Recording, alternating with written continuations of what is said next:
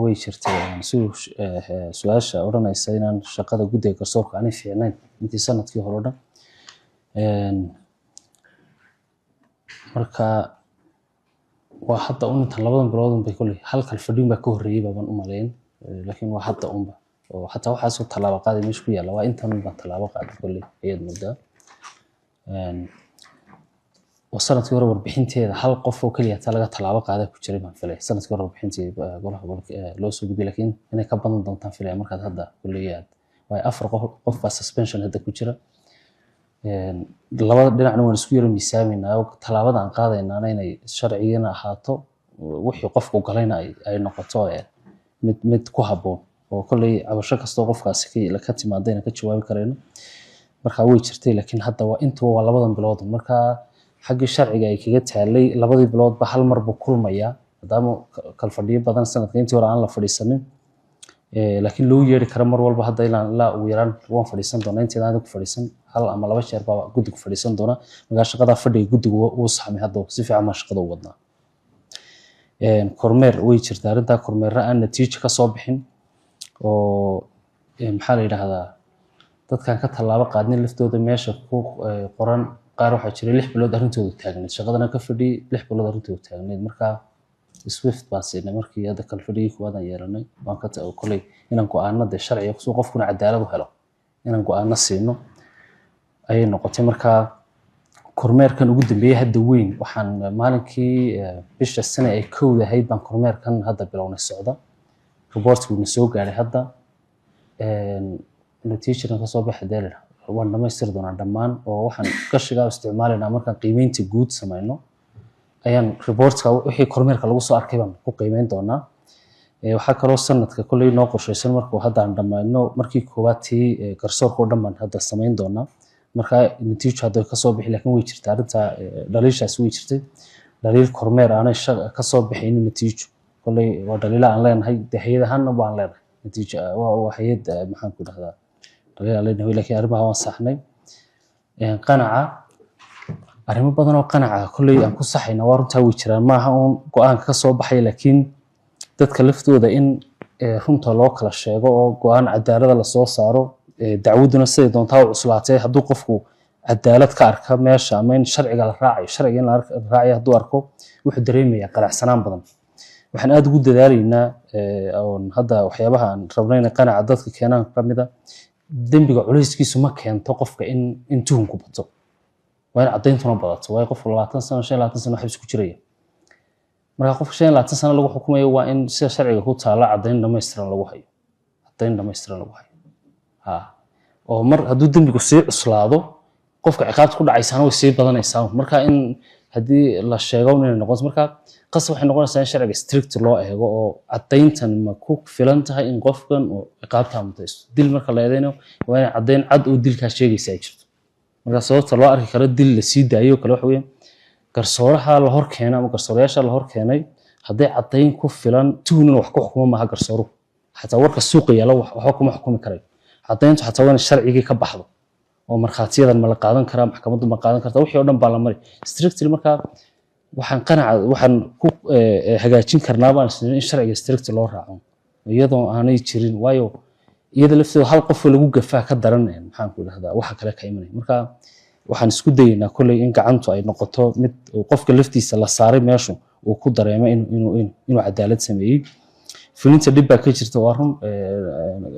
mudane xildhibaan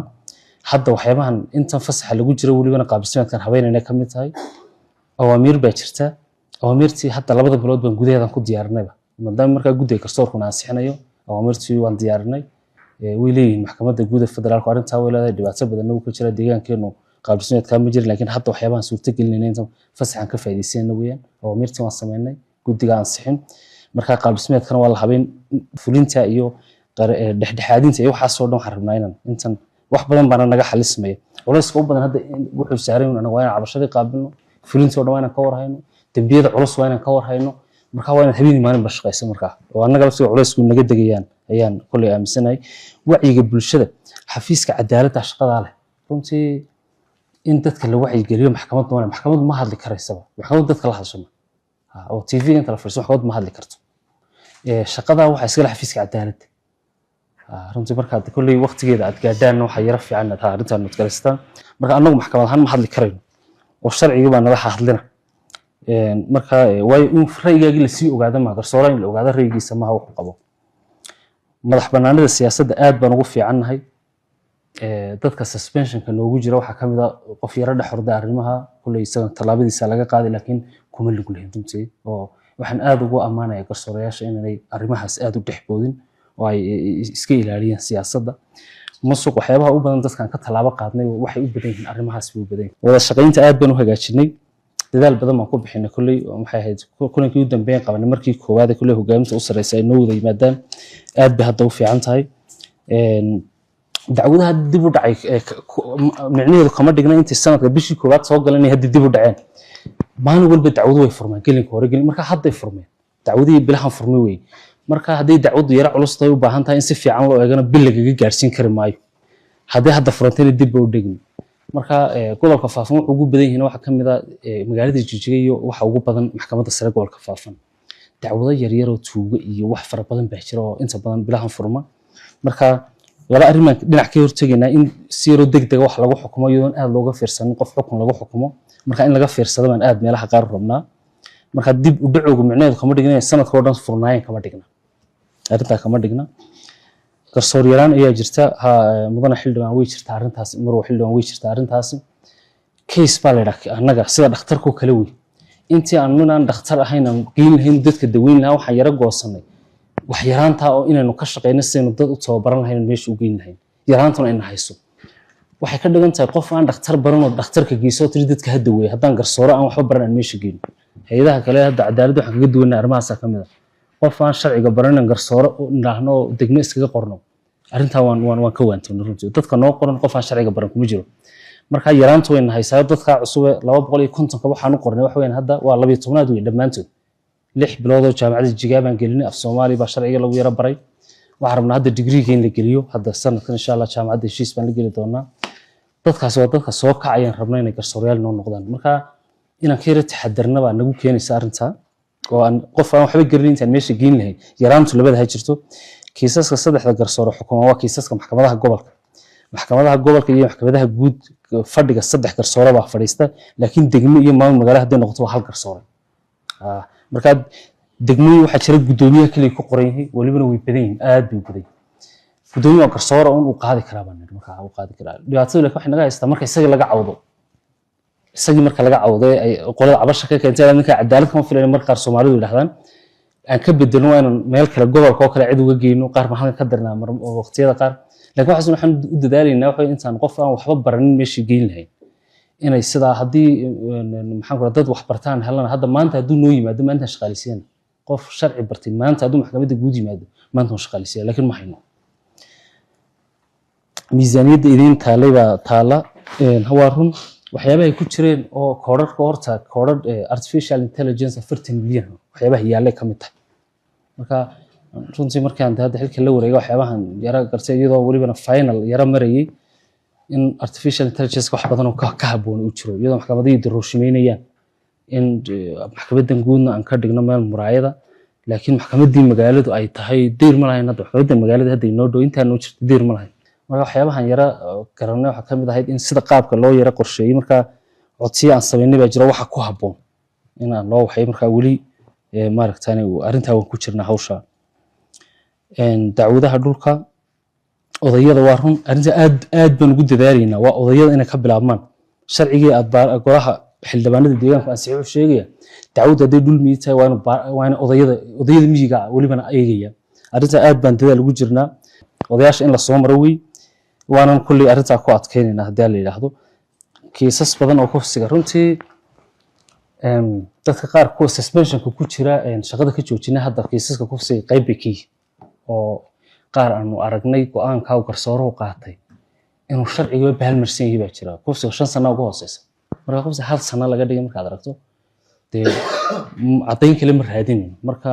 arrimaha aan saxnayna way jiraan kufsiga hadda dib loo saxay oo kulli yareey gobolka faafana hadda intaan joogno waa la saxay waxaan sameynay markii koowaad hadda bishan in count-ka la tiriyo qofku inta dambiye u galay waxa ka dhacay Shabeelle gabar la kufsaday la dilay la qariyay hadana oo muddo kadib la helay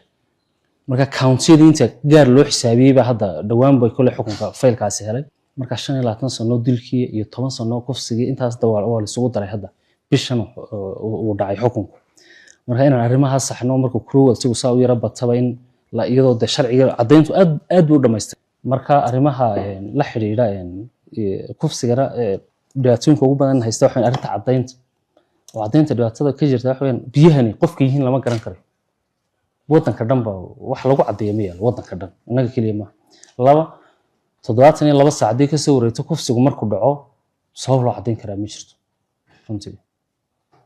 waa qolaysadan haysta bay kamid tahay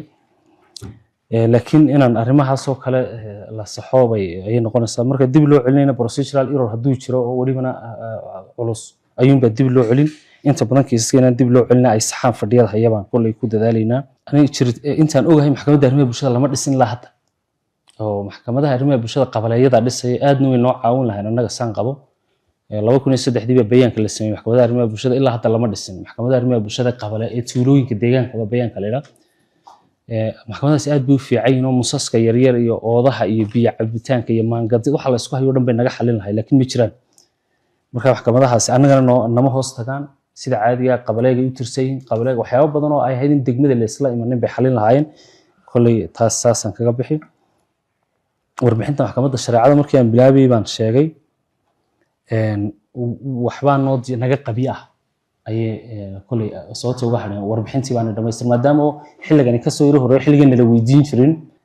dacwadaha isuma gudbino oo sharciga wuxuu reebayaa dacwadu haday maxkamadda ka bilaabanta caadiga maxkamadda shariicada ma tagi karto si cad buu leeyahay sharciga maxkamadda shariicada lagu asaasay dacwadu labada maxkamadood dhex marmaraan ma maxkamadda shariicadu saddex qodob bay awood u leedahay waa guurka iyo fureenka iyo dhaxalka saddexda weey iyo wixii ka abuurmo wixii kale oo dhan anagu dushayda saaran hadii la istilayo hadii la isdhacay wixii oo dhan anagu dushayda saaran ilaa hadda marka kiisku haduu maxkamadda shariicada galo halkaas uu ku eegaan waa sax horta gudoomiyuhu cusub yahay hadda oo muddo hadda hadii laga joogaan manin 2 bilood iyo bar ilaa 3 bilood buu joogaa dhibaatooyin badan oo waxa jira xagga maxkamadaha badanka ka soo noqnoqda waa waxaan talax bixinta idinku darayo waa xagga garsoorka muhiimadda ugu weyn waa garsoorka inagoo ogday in garsoorku aanu mushahar kororkii deegaanada kale ay heleen aanay wali aynan inagu gaadhin haddana muxuu ahaayay kama madax banaana waxyaabahan cadaalad darrada ama dhinaca xaglinta marka in aan muxuu ahaayay aan xooga saaro arrimaha waliba ugu badan waxa weeye arrimaha dhulka iyo kufsiga waxyaabaha ugu badan ee maxkamadaha aadka looga qayliyo bulshadu ay ka qaylida waa ama ay cabashadoodu u badan tahay waa labada arrimood marka bal hadda sanad cusubna waa la geli doonaa haduu la yiraahdo inaad xooga saartaan oo hoos u eegtaan oo kiisaska eegtaan oo maxkamadaha degmooyinka iyo gobolada xaaladaha iyo habka ay u shaqeynayaan laftirkeedaba aad eegtaan idinkoo ka dhawaajiyay in ay dayactir u baahan yihiin in si fiican looga shaqeysiyo muuqaal ahaan iyo meeqaab ahaanba aad sheegteen haddana waxay ku xirantahay waa haynteena maadaama aad u yar tahay laakiin inaad ugu yaraan bal sanadba waxaad qorshaysataan si aad u hagaajisaan tiimkan garsoorkana tababaradooda aad joogtaysaan oo aad muxuu ahaayay sanadkii ugu yaraan mar aad u yeedhaan haddii aad awoodaan 2 mar si aad muxuu ahaayay aad aqoontooda aad u dhistaan meelaha ay kala xukumayaan iyo waa bini aadan kolba oo cadaali ilaahay baa haddana aad u sii dhuundalooshaan xoog ka saartaan arrimaha kufsiga laftirkiisu hadda way nagu soo badanayaan doctiiniyan kala mooyaan iyadana inaad eegtaan marka dhaqan xumadaasina si aanay muxuu ahaayay inoogu sii faafin inaad iyadana laftirkeeda aad hoos u eegtaan oo qofka xukun adag lagu rido hadduu kufsi sameeyo waxaa laga yaabaa dadka kale ama bulshada kale inayna ku dhiiranin ay ka istaagaan marka waxyaabahaasna inaad hoos u eegtaan miisaaniyadna inay idin taalaad sheegteen taana laftirkeeda sidii aad muxuu ahaayay shaqooyin badan iyo baahiyo badanna xafiiskiina waa ka jiraan ama xafiisyada hoostaga taana bal sida ugu dhaqsaha badan inaad ugu yaraan meelaha aad ku xallin kartaan ama aad ku fulin kartaan inaad iyadana cidii ay khusuuseen dad kala tashataan aad muxuu ahaayay hawshaana gudgashaan aanay lacagtaas aanay